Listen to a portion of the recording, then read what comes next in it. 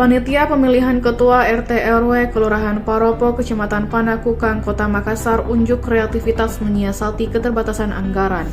Mereka memanfaatkan barang bekas, kotak bekas es krim untuk menunjang pemilihan Ketua RT pada 3 Desember.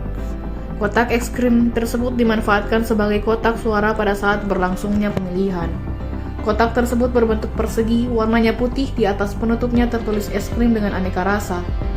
Sekretaris Lurah Anwar terlihat sedang melubangi tutup kotak es krim untuk membuat celah tempat memasukkan surat-suara. Dengan menggunakan cutter kecil, ia bekerja hati-hati agar lubang yang dibuat rapi dan tidak merusak struktur kotak. Meski sederhana, kreativitas tersebut menjadi simbol semangat efisiensi menyukseskan pemilihan Ketua RT RW di Kelurahan Paropo. Hidariana Pamuncak Kasih Pemerintahan, Pengelolaan Jaringan dan Pemberdayaan RT RW Kelurahan Paropo menyampaikan kotak es krim tersebut dibeli di marketplace. Harganya Rp9.000 per kotak. Tempat tersebut merupakan wadah es krim dari salah satu restoran di Makassar. Selain itu, panitia kelurahan juga menggunakan karton atau kardus bekas untuk bilik suara. Panitia kelurahan menggenjot persiapan pemilihan.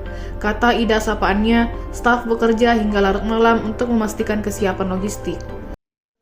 Dimulai dari jam 8. Jam 8 pagi ya. Boy ya, untuk pemilihan nanti.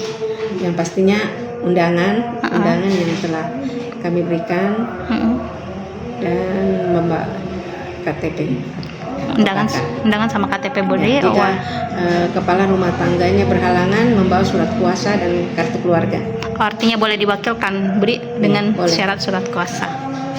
Download Tribun X sekarang, menghadirkan lokal menjadi Indonesia.